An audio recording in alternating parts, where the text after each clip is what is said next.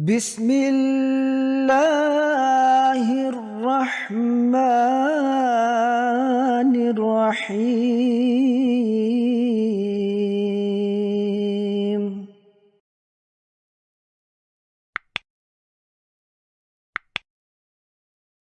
Sambungan bagian ketiga, Imam Mahdi dan akhir zaman.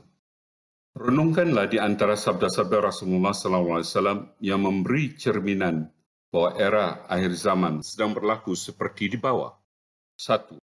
Hari kiamat tidak akan terjadi kecuali setelah dua golongan besar saling berperang, sehingga pecahlah peperangan hebat antara keduanya. Padahal dakwaan mereka adalah satu. Hadis Muslim.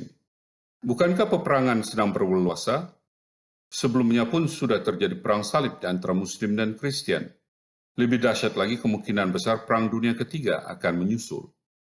Kedua, hadis riwayat Abu Hurairah radhiyallahu ta'ala anhu bahwa Rasulullah SAW bersabda, tidak akan terjadi hari kiamat kecuali setelah banyak peristiwa haraj.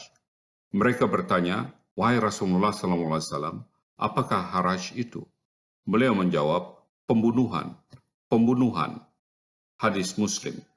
Ini juga sedang berlaku depan mata dan amat menggerikan serta menyedihkan. Ketiga, dan tinggalkan para manusia yang buruk, yang seenaknya melakukan persetubuhan seperti himar, keldai. Maka pada zaman mereka inilah kiamat akan datang. Hadis Muslim. Saban hari disaksikan di mana-mana. Keadaan ini lebih parah di negara-negara barat, biasa terjadi di tepi jalan, di taman-taman, dan dalam kendaraan. Akibat gejala tidak sehat ini, maka kelahiran anak luar nikah subur seperti cendawan di musim hujan, dan kanak-kanak tidak berdosa ini dibuang semata-mata. 4. Pada akhir zaman akan terjadi tanah runtuh, rusuhan dan perubahan muka. Ada yang bertanya kepada Rasulullah SAW, wahai Rasulullah, bila hal ini terjadi? Baginda menjawab, apabila telah bermaharajalela, bunyian, muzik, dan penyanyi-penyanyi wanita. Hadis Ibnu Majah. Bencana alam merenggut ribuan nyawa. Ketidakadilan mengundang rusuhan dan permusuhan. Muzik dikumandangkan tanpa mengira waktu, serta tempat dan kemajuan teknologi bedah memberi peluang kepada wajah yang dianggap huduh dirubah menjadi cantik dan indah dipandang. Nomor 5.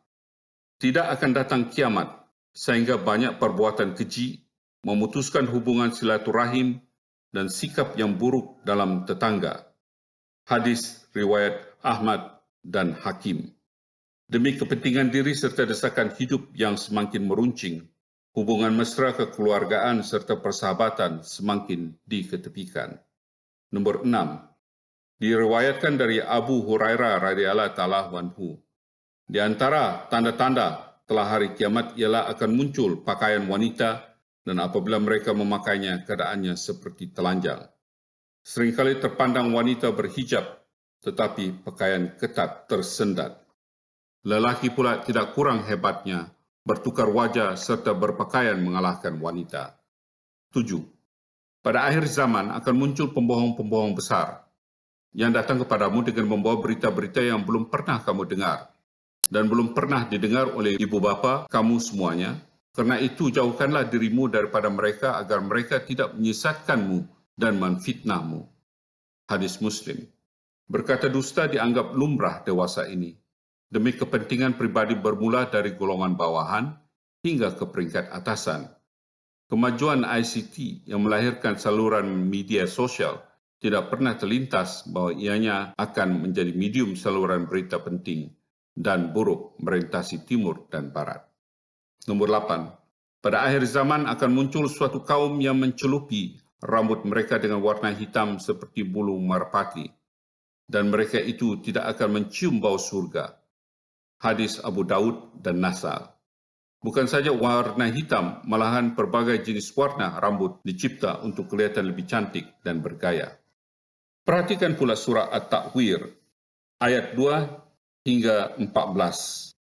Surah ini memberi gambaran kondisi akhir zaman di mana apabila tanda tersebut terjadi, maka umat manusia hendaklah sedar bahwa mereka sedang mengharungi era akhir zaman. Dalam surah ini, Allah SWT menerangkan dengan sejelas-jelasnya dari titik bermulanya akhir zaman hinggalah kepada titik nokta di mana alam dilenyapkan dan bermula pula kehidupan akhirat. Bismillahirrahmanirrahim. Iza samsu kuwirat, wa izan nujumun kadarat, wa izal jibalu suyirat, wa izal isyaru utilat, wa izal wusu usirat, wa izal biharu suzirat, wa izal nufusu zuwizat, wa izal mawdatu su'ilat, bi ay zanbin kutilat, wa izal suhufu nusirat, wa izal sama'u khusitat, wa izal jahimu su'irat, wa izal jannatu uzlifat. Artinya, Bismillahirrahmanirrahim. Apabila matahari digulung dan apabila bintang-bintang berjatuhan menjadi suram, dan apabila gunung-gunung dihancurkan, dijalankan, dan apabila unta-unta yang bunting ditinggalkan, dan apabila binatang-binatang liar dikumpulkan, dan apabila lautan sungai dijadikan meluap, dialirkan, dan apabila bermacam-macam manusia bangsa dipertemukan, dan apabila bayi-bayi perempuan yang dikubur hidup-hidup ditanya, kerana dosa apakah dia dibunuh? Dan apabila catatan-catatan buku-buku disebarluaskan, dan apabila langit dibuka, dan apabila neraka jahim dinyalakan, dan apabila syurga didekatkan. Pada umumnya, surah ini membahas sebelum dan sesudah hari kebangkitan. Maknanya, tafsiran surah At-Takwir ini boleh diambil dari dua sudut kondisi, yaitu akhir zaman yang berlaku dalam beberapa waktu lamanya, yakni alam kebendaan seperti yang dapat disaksikan pada hari ini, dan juga kondisi di mana alam ini akan berhenti dari fungsinya dan dilenyapkan bagi bermulanya kehidupan di akhirat, yaitu kiamat kubra. Dalam konteks penulisan buku ini, hanya dibahas tafsiran dari sudut alam kebendaan saja.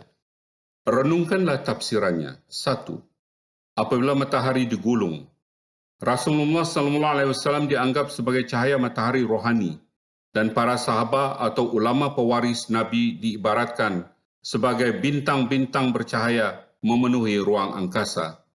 Ayat ini bermakna apabila tiba satu zaman kegelapan rohani yang menyelubungi seluruh dunia, pada masa inilah cahaya matahari rohani Rasulullah SAW menjadi suram atau hilang sirna. Umat Islam tidak lagi mementingkan amalan hidup berpanduan kepada Al-Quran dan Sunnah Rasulullah SAW. Tafsiran lain boleh juga menjurus kepada gerhana matahari dan bulan berlaku sebagai tanda khusus diutusnya Imam Mahdi seperti mana termaktub dalam hadis yang diriwayatkan oleh Darul Qutni. 2. Apabila bintang-bintang berjatuhan menjadi suram, tafsiran ini didukung oleh sebuah hadis termasyhur. Sahabat adalah laksana bintang-bintang. Siapapun dari antara mereka kamu ikuti, kamu akan mendapat petunjuk yang benar.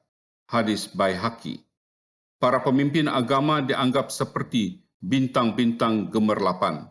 Ayat ini memberikan gambaran ketika para pemimpin agama dicemari oleh ketidakjujuran, fitnah memfitnah, kehilangan pengaruh, dan sebagainya. 3. Dan apabila gunung-gunung dijalankan, dihancurkan, dalam industri binaan dan teknologi yang amat maju, memudahkan bukit bukau diletupkan dengan dinamit untuk pembinaan terowong, tanah, dan batu batan dipindahkan dari satu tempat ke tempat lainnya. 4. Dan apabila unta-unta yang bunting ditinggalkan, tidak dipedulikan. Pada suatu masa dahulu, unta-unta bunting adalah sumber kekayaan yang amat penting dan sarana pengangkutan utama. Namun pada hari ini, sumber kekayaan lain dan teknologi pengangkutan yang lebih canggih seperti kereta, pesawat terbang, kereta api dan lain-lain telah mengatasinya. Keadaan ini juga didokong oleh sebuah hadis. Unta akan ditinggalkan dan tidak akan dipergunakan lagi untuk berpergian dari satu tempat ke tempat lain. Hadis Muslim. Nomor 5. Dan apabila binatang-binatang liar dikumpulkan, lihatlah, di berbagai negara, zoo dijadikan tarikan utama untuk tontonan di mana bermacam-macam binatang liar dikumpulkan. 6. Apabila lautan sungai dijadikan meluap, dialirkan, menggelegak. Dalam industri binaan, sungai-sungai biasanya dipindahkan arah alirannya dengan tujuan untuk mendapatkan keadaan pembinaan yang lebih mudah dan kos lebih murah. Sistem pengairan pertani atau kolam tadahan, jana kuasa, hidroelektrik, dan banyak lagi tujuan lain. Begitu juga lautan dari dua belahan bumi boleh disatukan seperti mana terusan Suez yang mana siap pembinaannya pada tahun 1869 bagi menghubungkan Laut Merah dan Laut Mediterranean. Kejayaan ini telah menjimatkan 7,000 kilometer jarak pelayaran. Pengertian lain ialah laut seperti terbakar menggelegak yang membawa maksud pertempuran-pertempuran di antara kapal-kapal perang besar terbakar seolah-olah laut dimakan api. Ini telah terjadi semasa Perang Dunia Pertama dan Kedua. Jika diambil kira tarikh pembinaan terusan Suez dan terciptanya bahan letupan seperti pencapaian kemajuan teknologi pengangkutan memberi gambaran bahawa peringkat akhir zaman ini telah bermula selewat-lewatnya pada awal abad ke-19. 7. Dan apabila bermacam-macam manusia bangsa dipertemukan, ketiga sarana-sarana pengangkutan dan komunikasi berkembang demikian pesatnya, memungkinkan perhubungan di antara bangsa-bangsa berlaku dengan pantas. Terkini terdapat teknologi elektronik canggih seperti Facebook, WhatsApp, SMS dan sebagainya di mana umat manusia dapat berinteraksi tanpa mengira waktu. Dari segi politik pula terdapat pertemuan-pertemuan di mana masyarakat dari berbagai negara bertemu dan berbincang seperti United Nations, OIC, NATO, ASEAN dan lain-lain. 8. Dan apabila bayi perempuan yang dikubur hidup-hidup ditanya kerana dosa apakah dia dibunuh. Di zaman sekarang pembunuhan tanpa diketahui sebabnya begitu berleluasa. Bayi-bayi perempuan dikubur atau dibakar hidup-hidup. Ianya satu jenayah kejam yang amat dahsyat perlu disiasat dan diadili dengan penuh saksama. Sehingga jika ada keperluan mayat yang sudah dikuburkan akan digali oleh pihak tertentu untuk proses penyiasatan yang lebih lengkap. 9. Kerana dosa apakah dia dibunuh? Pembunuhan bermahajarela di mana-mana pada bila-bila masa sahaja, sehingga tidak dapat dipastikan sebabnya seseorang menjadi pembunuh dan puncanya seseorang itu dibunuh. Nomor 10. Dan apabila catatan-catatan buku-buku disebarluaskan, sistem pengagihan dan penyebaran ilmu yang lebih teratur, mudah dan cepat dalam pelbagai sarana seperti perpustakaan, surat khabar, majalah radio, TV, atas talian dan lain-lain. 11. Dan apabila langit dibuka, menjelaskan kemajuan pesat yang dicapai pada zaman ini dalam bidang ilmu falak, astronomi, kemajuan yang dicapai amat mengejutkan dunia. Nomor 12. Dan apabila neraka jahim dinyalakan, apabila perilaku manusia sudah terlalu melampaui batas, bergelimang dengan dosa, ketidakadilan berleluasa, maka pelbagai malapetaka dan bencana akan diturunkan oleh Allah SWT sebagai azab. Bencana alam seperti banjir, taufan, gempa bumi, gunung berapi, lebih dahsyat lagi ialah peperangan seperti Perang Dunia Pertama dan Kedua. Pada ketika ini terjadi peperangan di berbagai tempat di mana umat Islam khasnya diazab seperti berada dalam neraka, merempat menjadi pelarian mengemis simpati dari negara yang bukan beragama Islam. 13. Dan apabila syurga didekatkan, kejahilan umat manusia dalam era akhir zaman menyembah dewa kekayaan dan kedudukan. Walaupun sedikit kebaikan yang dilakukan oleh orang jahil, tetapi demi kepentingan pribadi ianya akan dianggap penting dan diberi ganjaran yang tidak sepatutnya, dan ganjaran ini dianggap syurga meskipun menyalahi hukum. Di samping itu pula akan tiba masanya di peringkat akhir zaman dalam suasana pergolakan politik, sosial dan ekonomi yang menguncangkan keimanan. Seorang pembaru zaman yaitu Imam Mahdi diutus oleh Allah SWT. Dia akan memanggil umat manusia kepada Allah SWT melalui sunnah Rasulullah SAW dan kitab suci Al-Quran.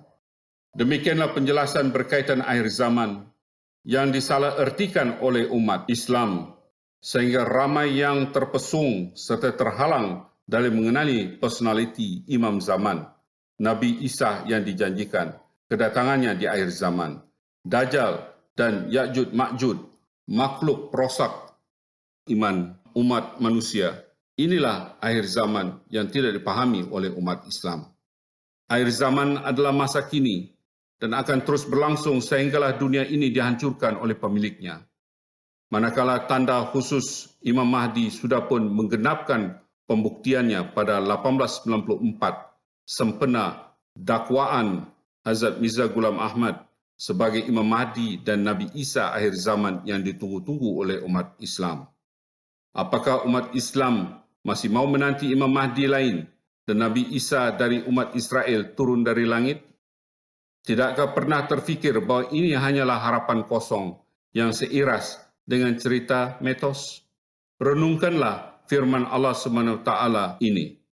وَمَا كَانَ لِنَفْسٍ أَن تُؤْمِنَ إِلَّا بِإِذْنِ اللَّهِ وَيَجْعَلُوا رِجْسَ عَلَى الَّذِينَ لَا يَعْقِلُونَ.